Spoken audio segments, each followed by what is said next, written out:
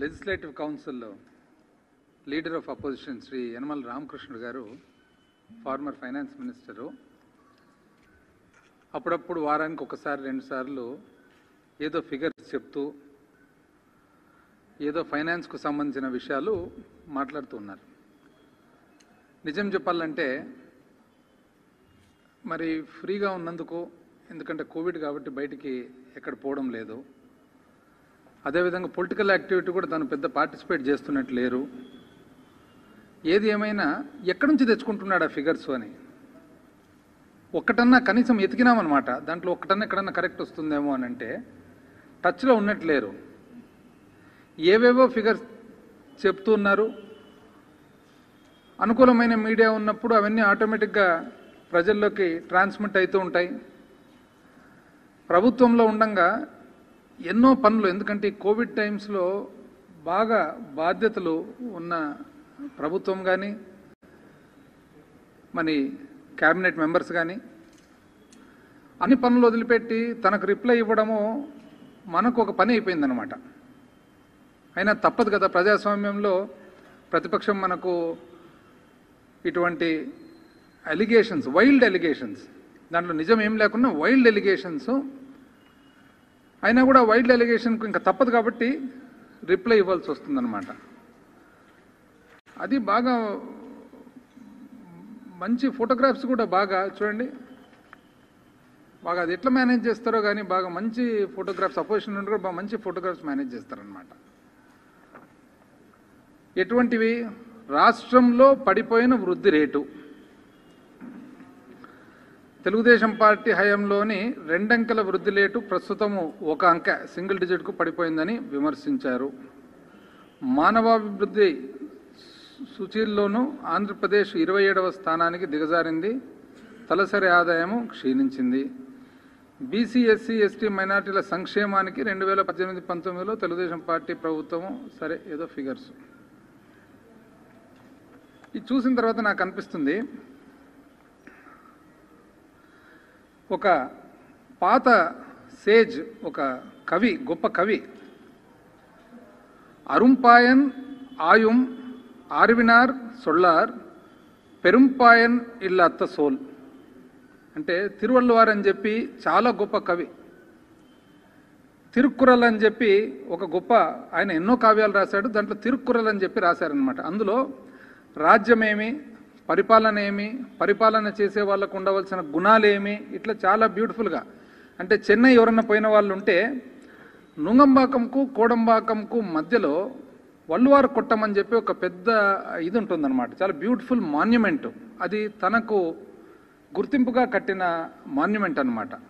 So అరుంపాయన్ ఆయుం అరవినార్ సొల్లార్ పెరుంపాయం ఇల్లత్త soul అంటే అర్థం ఏమంటే, the wise in pursuit of worthy gains refrain from speaking without stuff.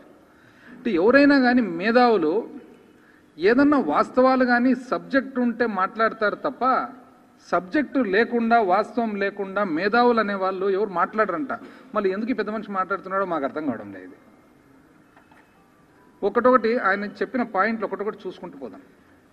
ఏమది? వృద్ధి రేటు పడిపోయిందంట. సార్ మీరు ఇచ్చినారు, వృద్ధి రేటు ఏ విధంగా ఉంటుంది, స్థూల ఉత్పత్తి ఏ విధంగా క్యాలిక్యులేట్ చేస్తారనేది మీరు 2-3 సార్లు అసెంబ్లీలో కూడా బాగా క్షుణ్ణంగా అందరూ వివరించి చెప్పినారు. స్టాటిస్టికల్ ఆర్గనైజేషన్ ఏ విధంగా ఇస్తుంది, ఏ విధంగా వ్యవసాయం కానీ, పరిశ్రమ కానీ, సేవారంగం కానీ వాళ్ళ కాంట్రిబ్యూషన్ వస్తుంది, ఇవన్నీ తెలిసినటివే. ఎక్కడ సార్ పడిపోయింది, ఎక్కడ పెరిగింది? వాస్తవానికి 2019 నుంచి యాక్చువల్గా ఎకనామిక్ స్లోడౌన్ ఉంది. ఆర్థికంగా ప్రపంచవ్యాప్తంగా స్లోడౌన్ ఉంది, భారతదేశంలో స్లోడౌన్ ఉంది, దానికి తగినట్లు ఆంధ్రప్రదేశ్ కూడా స్లోడౌన్ ఉంది. నిజం చెప్పంటే ఆంధ్రప్రదేశ్ ఎక్కువ స్లోడౌన్ లేదు, పెద్ద పెద్ద రాష్ట్రాలకు ఉన్నంత స్లోడౌన్ లేదు. ఎందుకంటే మనము అదృష్టానికో దురదృష్టానికో మనం వ్యవసాయం మీద ఆధారపడిన రాష్ట్రం కాబట్టి పరిశ్రమ సేవారంగం మనకు ఆటోమేటిక్గా మనకు 2014 నుంచి విభజన జరిగిన తర్వాత తక్కువైంది కాబట్టి మహారాష్ట్ర, తమిళనాడు అటువంటి రాష్ట్రాలతో పోల్చుకుంటే అంత ఎకనామిక్ స్లోడౌన్ ఎఫెక్ట్ లేదు. అయినా మీ టైం చూద్దాం సార్, మీరు చాలా డబుల్ అంకెలు అని చెప్పుకుంటుంటారు కదా, ప్రతిసారి డబుల్ అంకెలు. ఇవి ఒక్కసారి ఈసారి అంచనా వేస్తే 3వ సంవత్సరానికి మనకు యాక్చువల్గా వాస్తవాలు తెలుస్తాయి. అంటే ఇప్పుడు వేసిన అంచనాలు 3 సార్లు, ఒకసారి రివైజ్డ్ ఎస్టిమేట్స్ వస్తాయి, అడ్వాన్స్ ఎస్టిమేట్ మొదటిసారి చేసిన రివిజన్ ఫస్ట్ రివైజ్డ్ ఎస్టిమేట్స్, రెండవసారి చేసిండేది సెకండ్ రివైజ్డ్ ఎస్టిమేట్, మూడవసారి చేసిండేది థర్డ్ రివైజ్డ్ ఎస్టిమేట్. చూద్దాం సార్ మీరు ఇచ్చిండేది 2016-17 మీరేం చెప్పినారు? 6,99,000 కోట్లుంది మన స్థూల ఉత్పత్తి అన్నారు. అది మూడవ ఎస్టిమేట్ వచ్చేటప్పటికి, అంటే గత సంవత్సరానికి వచ్చేటప్పటికి -14,891, అంటే 6,99,000లో 15,000 కోట్లు తగ్గింది. మీరు వేసిన అంచనా కంటే తగ్గింది, అంటే మీరు ఎక్కువ అంచనాలు ఉండారని అర్థం. 2017-18 ఇప్పుడు ఇంకా రెండవ ఎస్టిమేట్స్లో ఉన్నారు, ఇంకా మూడవ ఎస్టిమేట్స్ రావాలా. ఇప్పటికే రెండవ ఎస్టిమేట్కే ఆల్రెడీ 10,687, అంటే ఇంచుమించు 11,000 కోట్లు తగ్గింది.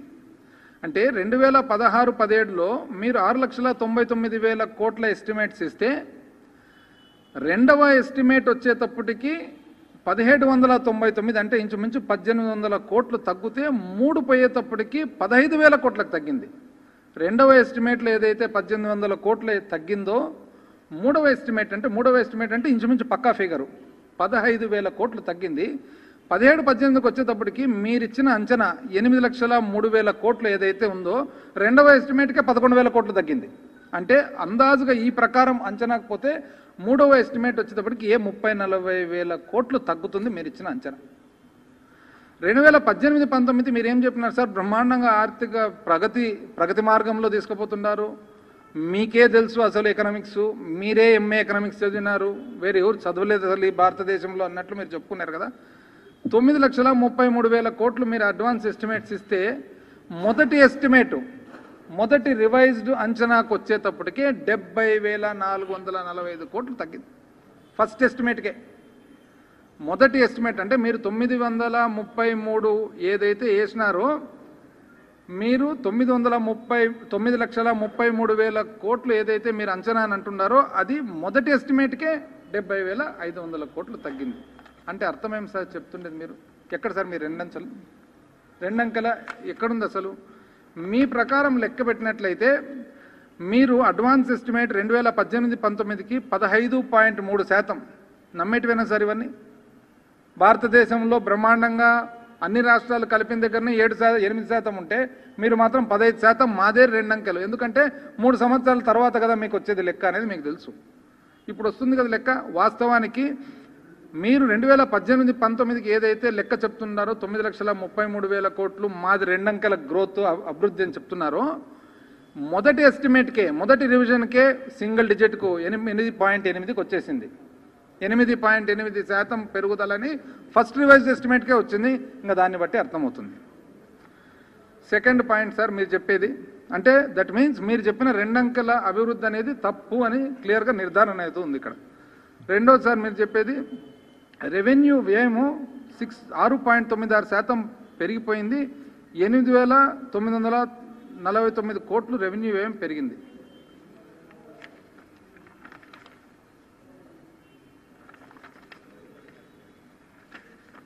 మీరు ఆల్సో చెప్పిన దాంట్లో మానవాభివృద్ధి సూచీల్లోనూ ఆంధ్రప్రదేశ్ తగ్గింది. అది కూడా చూద్దాం సార్. పర్ క్యాపిటల్ ఇన్కమ్ ఏదైతే మన ఆదాయము ఎస్టిమేషన్ ఉందో ఎంత ఉంది సార్? 2016-17 1,20,676. అంటే మరి ఇది లేకుండా అందాజుగా నేను చెప్తాను. 2016-17లో అందాజుగా 1,20,000 రూపాయలు. 17-18కి వచ్చేటప్పటికి సెకండ్ రివైజ్డ్ ఎస్టిమేటు 1,39,000. 18-19 వచ్చేటప్పటికి 1,51,000. 19-20 వచ్చేటప్పటికి 1,66,000. ఎక్కడ సార్ తగ్గిండేది? సరే these are not final figures, అయినా కూడా దే ఆర్ ఎస్టిమేట్స్. ఎంత వచ్చింది? 1,66,000. అంటే పెరిగింది కదా సార్. 19-20 కూడా 19-20 పెరిగింది కదా సార్. ఎక్కడ తగ్గింది? ఏ విధంగా మీరు చెప్పగలుగుతున్నారు తగ్గిందని చెప్పేసి? ఇండికేటర్స్లో ఇన్ఫ్లేషను 6.5%కు పెరిగింది. ఇన్ఫ్లేషన్ ఆయన చెప్పేది. మీరు ఒక్కసారి ఫిగర్స్ చూసినట్లయితే సార్, యనమల రామకృష్ణ గారు ఎక్కడున్నారో దయచేసి దీని ద్వారా ఒకసారి చూడండి. మనకు భారతదేశం ఫిగర్స్ అంతా చూసినట్లయితే యావరేజ్ భారతదేశము 4.77 ఇన్ఫ్లేషన్ ఉంటే ఆంధ్రప్రదేశ్ రాష్ట్రం 3.54 సార్ ఉండేది. 3.54. తెలంగాణ 4.53, తమిళనాడు 5.72, కర్ణాటక 5.57, కేరళ 6.14. అంటే దక్షిణ భారతదేశంలో ఉన్న అన్ని రాష్ట్రాలపై కూడా ఇన్ఫ్లేషను ఆంధ్రప్రదేశ్ రాష్ట్రమే తక్కువ ఉంది సార్. 3.54లో దక్షిణ భారతంలో తక్కువ ఉండేదే కాదు, భారతదేశం యావరేజ్లో కూడా తక్కువ ఉంది. మీరు ఏ విధంగా చెప్తున్నారు సార్? ఇది రాంగ్ ఇన్ఫర్మేషన్. అంటే ఎవరు చూడరు, అందరూ బిజీగా ఉన్నారు కోవిడ్ పనుల మీద, ఏ మంత్రి కూడా దీన్ని చూడని చెప్పి ఏదో సునాయాసంగా చెప్తున్నట్లున్నారు.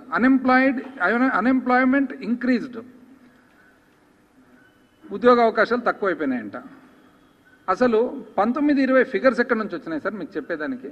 ఇంతవరకు 19-20 ఫిగర్సే ఫైనలైజ్ కాలేదే, ఏ విధంగా చెప్పగలుగుతున్నారు? 27వ స్థానానికి వచ్చింది మానవాభివృద్ధి ఇండెక్స్లో. ఎప్పుడు ఫిగర్స్ వచ్చినాయి సార్? ఏ ఫిగర్స్ గురించి చెప్తున్నారు? అసలు ఇంతవరకు ఫిగర్సే రాలేదేంగా. అంటే ఇవన్నీ కూడా ఐదర్ రాంగ్ ఫిగర్స్ అన్న చెప్తున్నారు మీరు, లేదా మీరు ఉద్దేశపూర్వకంగానో లేదా మీకు ఎవరన్నా అందించి తప్పు ఫిగర్స్ ఊరిక మీరు ఉత్సాహంతోనో చెప్పుకుంటూ పోతుంటారు తప్ప దీంట్లో వాస్తవాలు లేవనేది అర్థమైపోతుంది. రెవెన్యూ రాబడులు 2019-20లో 37.9 పడిపోయిందండి. అది కూడా చూద్దాం సార్.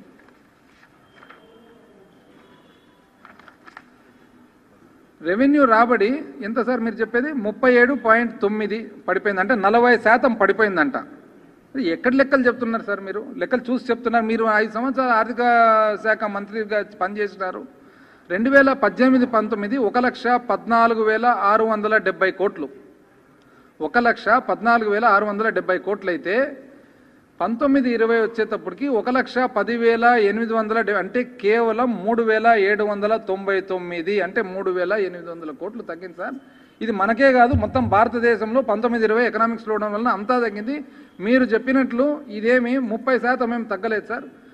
1,15,000 మీద 3,000 అంటే ఎంత అవుతుంది సార్? అది 2% అవుతుంది, 2.5, 30% కాదు సార్. ఏ విధంగా చెప్తున్నారు మీరు? రెవెన్యూ వ్యయము 6.96% పెరిగిపోయింది, 8,949 కోట్లు రెవెన్యూ వ్యయం పెరిగింది. రెవెన్యూ ఎక్స్పెండిచర్ సార్ 2018-19 మీ పరిపాలన లాస్ట్ సంవత్సరంలో 1,28,569 కోట్లు అయితే 1,37,518 కోట్లు అయింది 19-20, అంటే 8,948, అంటే 9,000 కోట్లు పెరిగింది. 1,30,000 మీద 9 కోట్లు ఎంత అవుతుంది సార్? 9,000 కోట్లు మీరే లెక్కేయండి. అంటే ఏ లెక్కలు తీసుకొని మీరు చెప్తున్నారని. క్యాపిటల్ ఎక్స్పెండిచర్ మూలధనం వ్యయం 35% పడిపోయింది. ఎందుకు పడిపోయింది సార్? ఈ ప్రభుత్వం వచ్చిన తర్వాత మీరు విచ్చలవిడిగా ఖర్చులు పెట్టాలని చెప్పి క్యాపిటల్ ఎక్స్పెండిచరు, ప్రాజెక్టులు, పెద్ద పెద్ద బిల్డింగులు, మొత్తము హైదరాబాద్ అటువంటి నగరంలో గచ్చిబౌలి అట్లాంటి స్థలములో ఒక ఇంటర్నేషనల్ ఎయిర్పోర్ట్కు పక్క నుండి, ఒక ఫైనాన్షియల్ డిస్ట్రిక్ట్ పక్క నుండి 400 సంవత్సరాల క్రితం కట్టిన ఒక నగరంలో 5,000 రూపాయలకు రెసిడెన్షియల్ అపార్ట్మెంట్స్ దొరుకుతుంటే మీరు ఏది భూమి ఖరీదుతో పాటు మీరు భూమి ఖరీదు లేకుండా పొగాకు, అరటి చెట్లు ఉన్న స్థలంలో మీరు ఖాళీ స్థలం ఇచ్చి కట్టేదానికి మాత్రమే మీరు 10,000 రూపాయలు అడుగు ప్రకారం కట్టినారు సార్. దీని మీద ఎంక్వైరీ చేసి ఆ ఎంక్వైరీ వలన ఫస్ట్ 6 నెలలు అన్నీ చక్కగా చేయాలని చెప్పి రివర్స్ టెండరింగ్ అనే పద్ధతికి రావాలా. ఇరిగేషన్ ప్రాజెక్ట్స్ కానీ, బిల్డింగ్లు కానీ, ఇన్ఫ్రాస్ట్రక్చర్ కానీ 30 కోట్లు 40 కోట్లతో మీరు రోడ్లు ప్లాన్ చేసినారు. అంత పెట్టుబడి పెట్టేదానికి మన దగ్గర శక్తి ఉందా, స్తోమత ఉందా? కాంట్రాక్టర్ల కోసం మీరు పనులు పెడుతున్నారా, లేకుంటే అభివృద్ధి కోసం పనులు పెడుతున్నారని చెప్పి ఆగినందుకు స్లో అయింది తప్ప వేరే కారణం లేదు సార్. ఇప్పుడు అన్నీ పికప్ అయినాయి. దురదృష్టవశాత్తు 3 నెలల నుంచి కోవిడ్ వల్ల ఆగినాయి. ఈరోజు మీరు పోలవరం ప్రాజెక్ట్ చూసినట్లయితే ఎంత వేగవంతంగా పని జరుగుతుందో మీకే తెలుస్తుంది. నెక్స్ట్ మొత్తం బడ్జెట్ వ్యయంలో 6.6% పడిపోయింది. టోటల్ ఎక్స్పెండిచర్ మొత్తం పడిందంట. 2018-19లో 1,63,690 కోట్లు మీరు ఖర్చు పెడితే 19-20 ప్రీ యాక్చువల్స్కి వస్తే 1,74,757, అంటే మీరు 1,64,000 కోట్లు మీరు ఖర్చు పెడితే టోటల్గా మా ప్రభుత్వం వచ్చిన తర్వాత 1,75,000 కోట్లు, అంటే 11,000 కోట్లు ఎక్స్ట్రా పెట్టినాం కానీ తగ్గలేదు సార్. మీరు ఏదో తగ్గింది వేయమని అంటున్నారు. ఒకసారి లెక్క చూడండి సార్. మీరు యనమల రామకృష్ణ గారు ఎక్కడున్నారో మీరు. రెవెన్యూ డెఫిసిట్ 91% పెరిగింది. రెవెన్యూ డెఫిసిట్ ఫిజికల్ డెఫిసిట్ తగ్గింది సార్. ఎందుకు తగ్గింది అనే దానికి కూడా చెప్తా. ఇంచుమించు 14 అంటే మీరు 40,000 కోట్ల పెండింగ్ బిల్లులు పెట్టిపోతుంది. 20,000 కోట్లు సివిల్ సప్లైస్ కార్పొరేషన్ మీద, మీరు పవర్ డిస్కామ్స్ మీద ఎక్కువ చేస్తారు. ఎక్కువ చేసి పెట్టిన తర్వాత ఈరోజు మేము వచ్చిన తర్వాత మీ పాత బకాయిలంతా కట్టాల్సి వస్తే ఫిజికల్ డెఫిసిట్ పెరగక తగ్గుతుందా సార్? అందాజుగా 14,832 కోట్లు అంటే 15,000 కోట్లు దేనికి కట్టినామో చెప్తా. ధాన్యం సేకరణ కోసం 960 కోట్లు, విత్తనాల సబ్సిడీ మీరు కట్టాల్సినది 384 కోట్లు, సూక్ష్మ చిన్న మధ్యతరహా పరిశ్రమలకు ఎంఎస్ఎంఈలకు మొన్ననే 963 కోట్లు మీ బకాయిలే సార్ ఇవన్నీ. విద్యా దీవెన అంటే మీరు పెట్టిన బకాయిలు 1880 కోట్లు, ఆరోగ్యశ్రీ మీరు పెట్టిన బకాయిలు 680 కోట్లు, రైతుల విద్యుత్ సబ్సిడీ మీరు పెట్టిన బకాయిలు 8,655 కోట్లు, అగ్రిగోల్డ్ మీరు పెట్టిన బకాయిలు 264 కోట్లు, రైతులకు వడ్డీ లేని రుణాలు మీరు పెట్టిన బకాయిలు 1046 కోట్లు, ఇంచుమించు 14,800 అంటే 15,000 కోట్లు సింపుల్గా ఇక్కడనే కనపడుతుంది సార్. ఇవన్నీ కట్టినందుకే ఫిజికల్ డెఫిసిట్, రెవెన్యూ డెఫిసిట్ పెరుగుతుంది సార్. ఇదేం కొత్తగా మీరు ఆనవాయితీగా మాకు ఇచ్చిపోయినాయి సార్, లెగసీ ఇది. ఆ తర్వాత ఏం చెప్పినారు? వడ్డీ చెల్లింపులంట. వడ్డీ చెల్లింపులు ఎక్కువైనాయంట. అది కూడా చూద్దాం సార్. 2018-19లో మీరు 15,341 కోటి మీరు వడ్డీ చెల్లిస్తే 16,392 కోట్లు, ఒక 1000 కోట్లు పెరిగింది. అది తప్ప 1000 కోట్లు మీది పాత లెక్క చూద్దాం. 15-16లో 9,848 కోట్లు మీరు వడ్డీ చెల్లించినారు.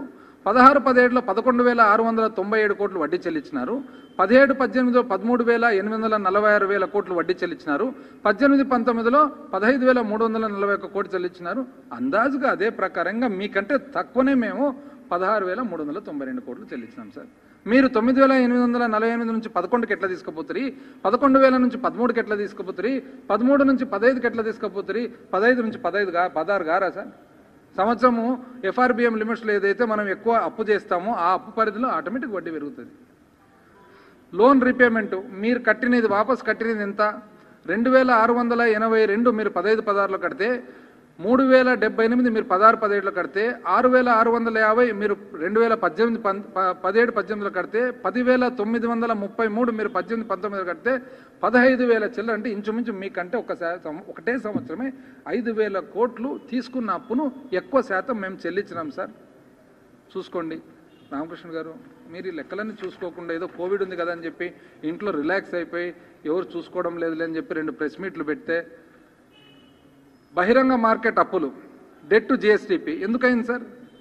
ఓపెన్ మార్కెట్ లోన్స్ కరెక్టే. ఓపెన్ మార్కెట్ లోన్స్ మామూలు కంటే కూడా కొద్దిగా ఎక్కువైంది. ఎందుకు ఎక్కువైంది సార్? ఎందుకు ఎక్కువైందంటే మీరు 20,000 కోట్లు మీరు విద్యుత్ కంపెనీకి సివిల్ సప్లైస్కి బకాయిలు పెట్టిపోతుంది, 40,000 కోట్లు పెండింగ్ బిల్లు కట్టిపోతుంది. ఎంతో కొంత అయితే ఎఫ్ఆర్బిఎం అనేది లిమిట్ ఉంది, లిమిట్కు కొద్దిగా గొప్ప ఇటు అటు అవుతుంది. ఎఫ్ఆర్బిఎం లిమిట్ 3% అయితే మీ 5 సంవత్సరాల పాలనలో ఎప్పుడైనా కానీ మీరు దాంట్లో ఉండారు సార్. మీరు ప్రతిసారి ఎక్కువనే, మీకంటే కొద్దిగా తక్కువలోనే ఉన్నాం. ఇంకా కొద్దిగా ఇటు అటు జరుగుతాయి. ఇంకా మీరు నేర్పించినది కదా రాష్ట్రానికి అప్పులు.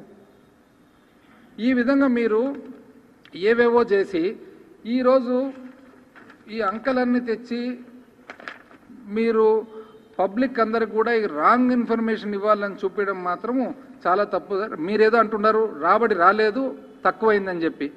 ఏమని? మీరు 62,000 కోట్లు మాత్రమే రాష్ట్రం పన్ను అంటున్నారు.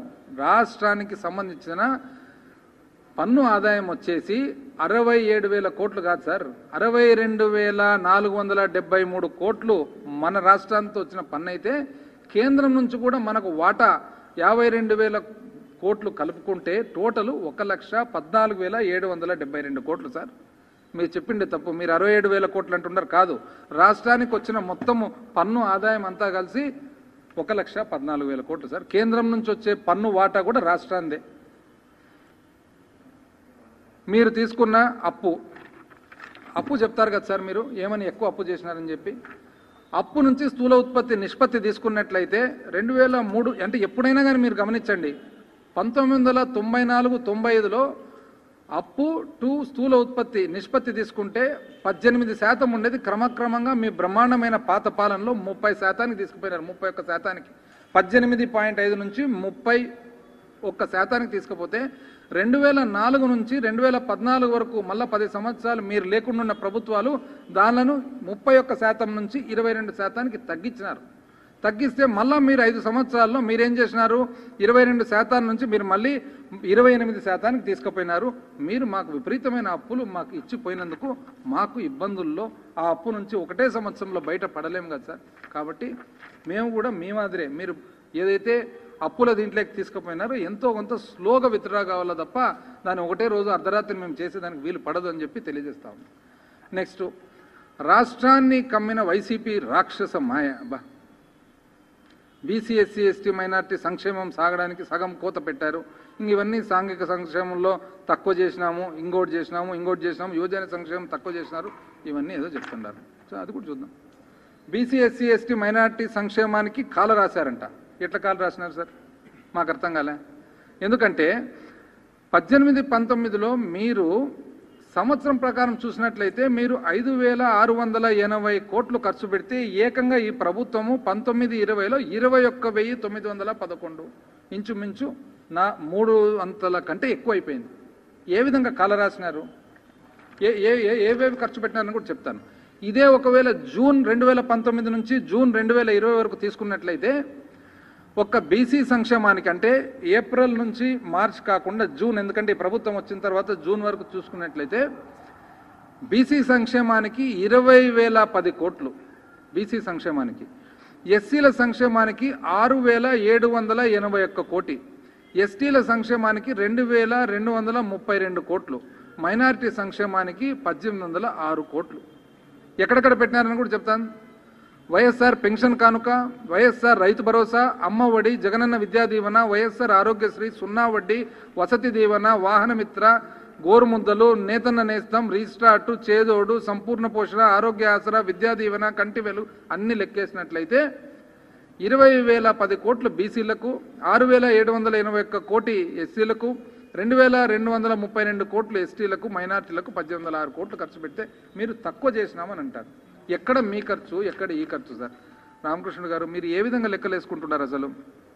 నాకైతే ఆశ్చర్యంగా ఉంది. ఎందుకంటే 2018-19 BC welfare, SC ST welfare, minority welfare చూస్తే 5,680 కోట్లు సంవత్సరం పరంగా చూసుకుంటే, అంటే ఏప్రిల్ టు మార్చ్ చూసినట్లయితే 21,911 కోట్లు, అంటే ఇంచుమించు 4 అంతలు దాదాపు. ఇవన్నీ లెక్కేసినట్లయితే ఏ విధంగా తగ్గిందని చెప్తున్నారు మాకైతే అర్థం కావడం లేదు. ఆ తర్వాత ఎస్సీ ఎస్టీ సబ్ ప్లాన్ తక్కువైంది అని అంటున్నారు. అది కూడా చూద్దాం. 2018-19 11,766 కోట్లు మీరు ఖర్చు పెడితే 19-20 13,815 కోట్లు మేము ఖర్చు పెడితే 2,000 కోట్లు పెరిగింది. ఎక్కడ సార్, ఎక్కడ తగ్గింది అసలు? ఉమెన్ అండ్ చైల్డ్ వెల్ఫేరు, శిశు సంక్షేమము, స్త్రీ సంక్షేమం చూసినట్లయితే దాంట్లో మళ్ళీ ఏ విధంగా ఈనాడు పేపర్లో రాస్తారు, మహిళా శిశు సంక్షేమం, వికలాంగులకు వృద్ధి 10.5% కోత పెట్టారు. కోత ఎక్కడ సార్ కోత పెట్టిండేది?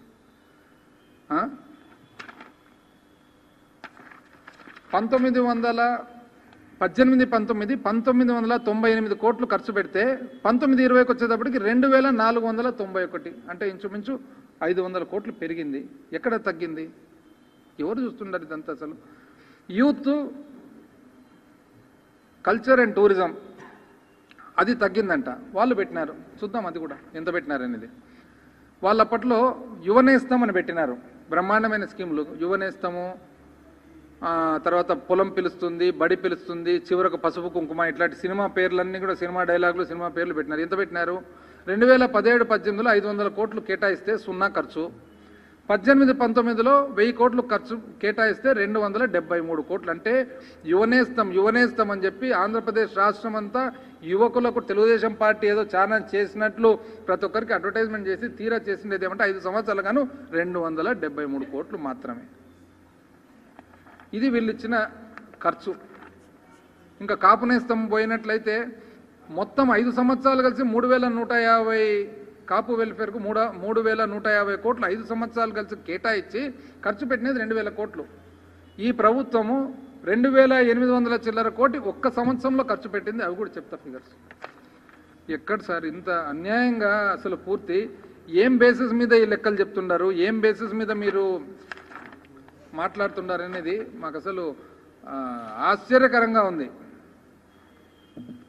టోటల్గా చూసినట్లయితే ఇంచుమించు జూన్ 2019 నుంచి జూన్ 2020 వరకు లెక్కేసినట్లయితే మొత్తం వెల్ఫేర్ గాను బీసీలు, ఎస్సీలు, ఎస్టీలు, మైనారిటీలు అన్ని లెక్కేసినట్లయితే ఇంచుమించు 3,99,00,000 బెనిఫిషరీస్, లబ్ధిదారులు 3,99,00,000 మంది బెనిఫిషరీస్ ఉంటే 3,99,00,000 మంది బెనిఫిషరీస్ గాను 42,603 కోట్లు 42,603 కోట్లు దాదాపు వాళ్ళకి ఇవ్వడం జరిగింది. ఇది చూసిన తర్వాత అసలు ఎంత ఆశ్చర్యంగా ఉంది. ఆయన అంటారు, మళ్ళీ ఏమంటారు ఆయన, కోత వాత రోత అంట. కోత వాత రోత రైము మళ్ళా దీంట్లో కూడా. ఎక్కడ కోత ఎక్కడ వాత? వాళ్ళు 5 సంవత్సరాలు అందరికి కోతలు పెట్టి వాతలు పెట్టి అదే అలవాటైనట్లుంది. ఈ స్కీమ్స్ అన్ని చూడండి, కొత్త స్కీమ్స్ అన్ని కూడా ఇప్పుడు ఈ స్కీమ్లన్నీ చూసిన తర్వాత ఎక్కడన్నా కానీ కోత కానీ వాత కానీ రోత కానీ ఉందా అని చెప్పి ప్రజలే ఈరోజు డిసైడ్ చేసుకోవాలి. పెన్షన్ కానుక ఉంది, ఆసరా ఉంది, అమ్మ ఒడి ఉంది, చేయూత ఉంది, ఫీ రీయింబర్స్మెంట్, జగనన్న విద్యా దీవెన ఉంది, జగనన్న వసతి దీవెన ఉంది, వాహనమిత్ర ఉంది, జగనన్న చేదోడు ఉంది, హాకర్లు అంటే ఎవరైతే పాపం చిన్న వ్యాపారాలు చేసుకుంటున్నారో వాళ్లకు, నేతన్నకు, మరి మత్స్యకారులకు, గోరుముద్దలు, ఇన్ఫ్రాస్ట్రక్చరు, నాడు నేడు, వైఎస్ఆర్ ఆరోగ్యశ్రీ, ఆరోగ్యం మీరైతే 6 నెలలు 9 నెలలు సంవత్సరం రోజులు పెండింగ్ బిల్లులు పెడుతుండ్రు. ఇప్పుడు దాదాపు 15 రోజులు కూడా పెండింగ్ బిల్లు లేదు ఆరోగ్యశ్రీ ఎక్కడైనా కానీ ఆసుపత్రుల్లో. కాలేజీలకు ఏదైతే ఫీ రీయింబర్స్మెంట్ ఉందో అప్ టు డేట్ ఉన్నాయి పేమెంట్లు.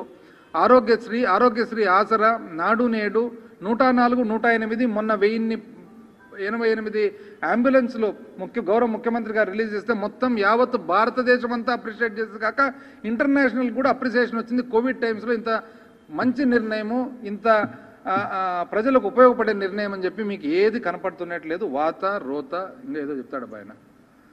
హౌసింగ్ ఈరోజు దాదాపు 30 లక్షల మందికి పట్టాలు ఇవ్వబోతుంది ప్రభుత్వం. ఇవన్నీ చూసిన తర్వాత ఇప్పుడు ఏదన్నా ఒక్కటన్నా కానీ ప్రజా సంక్షేమము దృష్టిలో లేకుండా చేసిన స్కీమ్ ఒకటన్నా ఉందా అని. ఇవి కాక మళ్ళీ వాళ్ళు 2 రోజుల నుంచి ఢిల్లీకి పోయినామంట. ఢిల్లీకి పోయిన తర్వాత ఏదో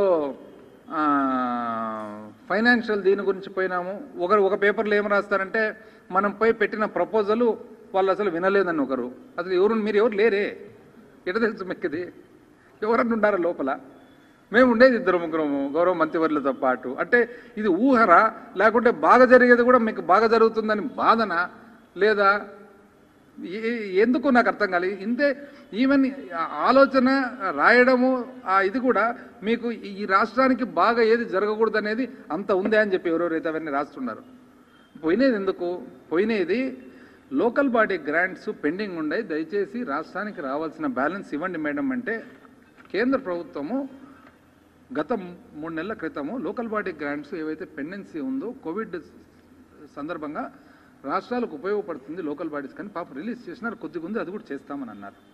ఆ తర్వాత జిఎస్టీ కాంపెన్సేషన్ పాతది ఏది 2017-18, 2019-20 ఆ పాత 237 కోట్లు ఒక పెండెన్సీ ఉంది. ఆ పెండెన్సీ రికన్సిలేషన్ వల్ల జిఎస్టీ కౌన్సిల్కు సిఏజీకి రికన్సిలేషన్ ఉంది, అది కూడా రికన్సిల్ అయింది కాబట్టి ఇస్తామని అన్నారు. పోలవరం ప్రాజెక్టుకు సంబంధించి ఏదైతే 3,800 కోట్లు ఆల్రెడీ రాష్ట్ర ప్రభుత్వం ఖర్చు పెట్టింది, రీయింబర్స్మెంట్ కావాలంటే అదొక ఆడిట్ అనేది ఒకటి ఉండింది, ఆడిట్ కూడా కంప్లీట్ అయింది, ఇస్తామని చెప్పినారు. దాని తర్వాత ఏదైతే వెనుకబడిన పునర్వ్యవస్థీకరణ చట్టం ప్రకారము వెనుకబడిన ప్రాంతాలకు సంబంధించిన 7 జిల్లాలకు సంబంధించిన గ్రాంట్ అంటే అది కూడా పాపం రిలీజ్ చేస్తామని అన్నారు. రెవెన్యూ డెఫిసిట్ గ్రాంట్ చూస్తాం, కన్సిడర్ చేస్తామని అన్నారు. సో ప్రతి ఒక్కటి కూడా మనం పోయి అడిగినేది ఏంది, ఏదైతే మన ప్యాడీ ప్రొక్యూర్మెంట్ ఉందో మన రైస్ సబ్సిడీ దాన్ని కూడా పెండెన్సీ ఉండేది అది కన్సిడర్ చేసి ఎంత తొందరగా వీలైతే అంత తొందరగా రిలీజ్ చేస్తామన్నారు.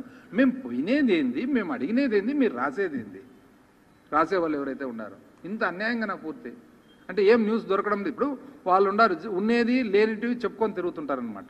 మనమేమి ఏదైనా కానీ జరిగిన తర్వాత వచ్చిన తర్వాత చెప్తే బాగుంటుందని చెప్పి మన ఊరికి అడ్వర్టైజ్మెంట్ కోరుకోవడం లేదు.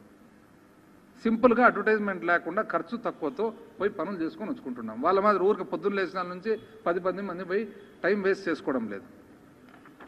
ఈ పరిస్థితుల్లో సుజనా చౌదరి గారు మళ్ళీ దాంతోపాటు రామాయపట్నం మన పునర్వ్యవస్థీకరణ చట్టానికి సంబంధించిన రామాయపట్నం పోర్టు కానీ, కడప స్టీల్ ప్లాంట్ కానీ, ఇండస్ట్రియల్ మన పరిశ్రమకు సంబంధించిన ఇన్సెంటివ్స్ కానీ ఇవన్నీ కూడా అడగడం జరిగింది. ఇది కాక దీంతో పాటు సుజనా చౌదరి గారు నిన్న చెప్తారు ఏమని, వాళ్ళకి అడ్వైజర్లు ఉన్నారు కదా, ఎట్లా పోయి అడిగినారు, ఇండివిజువల్ ఎవరో ఇస్తారంట. ఎవరు ఇండివిజువల్ మీకు తెలుసునా అండి? మీరు ఉన్నారా డిస్కషన్లో మీరు లేరు. మేము ఒక సింగిల్ పేపర్ ఎవరికి ఇచ్చినది లేదు. మీకు ఎట్లా తెలుసు ఇవన్నీ? డిస్కషన్లోనా మీరు లేరు. మేము ఒక పేపర్ అన్నా అక్కడ రిప్రజెంటేషన్ ఈ సబ్జెక్టుకు సంబంధించినది ఇచ్చింటే అప్పుడు మీరు పేపర్ను బట్టన్నా చెప్పొచ్చు. అంటే ఇంత అన్యాయం అండి.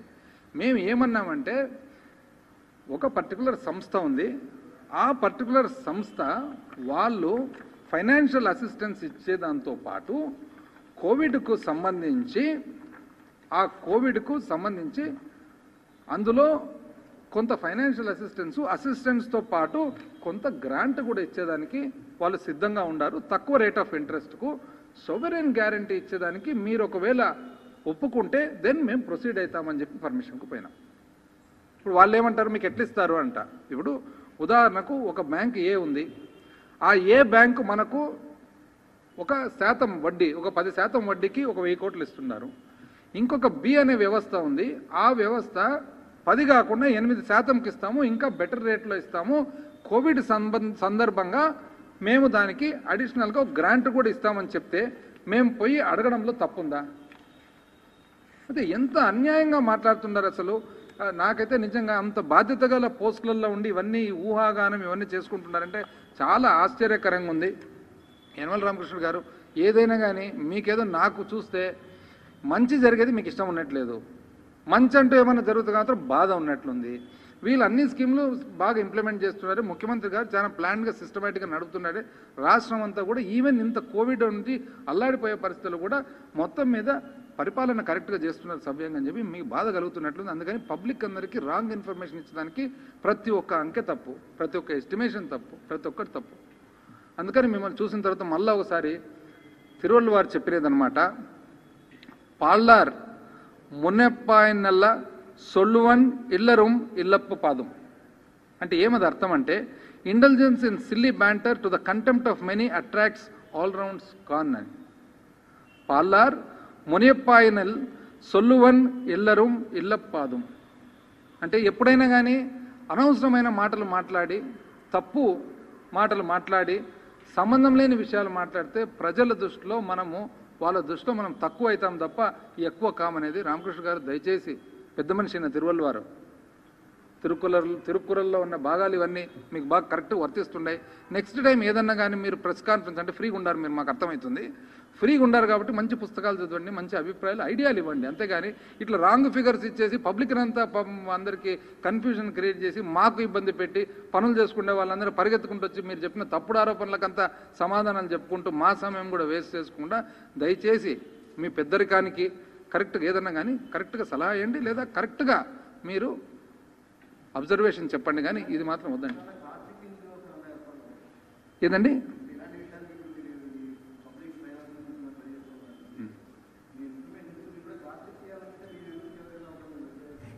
ఎవరు ఎందుకు ఇట్లా మేమే చెప్తున్నాం. ఇప్పుడు నేను చెప్తున్నా కదా, there is a particular company, ఆ particular company or a firm or an institution or a bank or a financial institution that is willing to give loan financial assistance along with certain grant portion also of that component to governments or to companies or to institutions.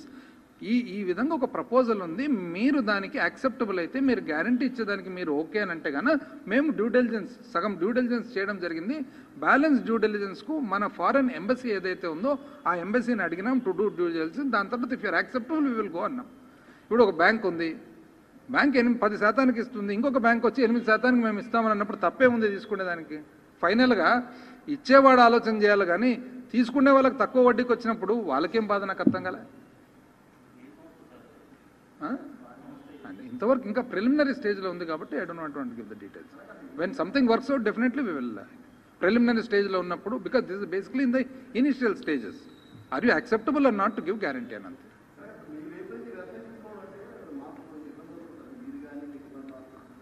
పాడన్ అంటే ఒక్కటి ఉందండి, కాంటాక్టా అంటే జనరల్గా ఇప్పుడు finance department అనేది ఎప్పుడు కూడా కొద్దిగా సర్టన్ లిమిటేషన్స్ ఉంటాయన్నమాట. ఎందుకంటే మిగతా డిపార్ట్మెంట్ల మాదిరి వన్ సబ్జెక్ట్ కాదు, ఒక 10 సబ్జెక్టులు డీల్ చేస్తుంటారు. ప్రతిదీ ఫైనాన్స్తో కూడినది. అండ్ ఫైనాన్స్ డిపార్ట్మెంట్లో ఏదైనా కానీ ఒక ఫిగర్ ఇచ్చినప్పుడు అది తూచా తప్పకుండా పర్ఫెక్ట్గా సెట్ అయ్యేది ఉంటుందన్నమాట. మనం కొంచెం బ్రాడ్గా కొంత వెసులుబాటుతో పాటు ఇటు అటు అని చెప్పేదాన్ని. ఇప్పుడు ఒక బిల్డింగ్ ఉంటుంది వేరే డిపార్ట్మెంట్లో, ఎప్పుడు తయారవుతుంది అంటే సుమారు 3 నెలలు అని చెప్పొచ్చు. 3 కావచ్చు, 4 కావచ్చు, 5 కావచ్చు, 6 కావచ్చు. ఫైనాన్స్లో ఎంత అండి అంటే అది ఫిగర్ కరెక్ట్గా డాట్తో పాటు వస్తుంది తప్ప సుమారు అని చెప్పనికి రాదు కదా. But at the same time ఎప్పుడైనా కానీ మీరు మన you can get in touch with me, నేనే ఉన్నా కదా, నేను చెప్తాను. చెప్పండి.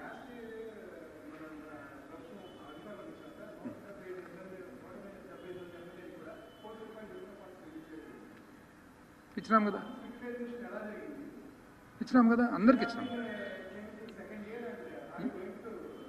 అంటే as of now second year ఇంకా we haven't taken a decision. But first year అప్పుడు ఏమైందంటే ఇమ్మీడియట్గా there was a water problem. So ముఖ్యమంత్రి గారు అప్పుడు అసెంబ్లీ జరుగుతున్నప్పుడు స్ట్రైట్ అవే ఏమన్నారంటే మొత్తం 175 నియోజకవర్గాలకు కూడా యాక్చువల్గా తెలుగుదేశం పార్టీ వాళ్ళు అప్పట్లో 67 మంది మేమున్నా కూడా ఎవరికి ఇవ్వలేదు. మేము 47 మంది ఒకసారి చంద్రబాబు నాయుడు గారి దగ్గరికి పోయి ఇట్లా వాళ్ళకి ఇస్తున్నారు, మేము కూడా ఎమ్మెల్యేలే కదంటే నేను ఇవ్వను అని డైరెక్ట్గా చెప్పినాడు. ఇవ్వను అని ఎక్కడంటే అప్పుడు ఇరిగేషన్ బంగ్లాలో అప్పుడు తన ఆఫీస్, క్యాంప్ ఆఫీస్. 47 మంది పోతే కూడా నేను ఇవ్వను అని అన్నాడు అనమాట.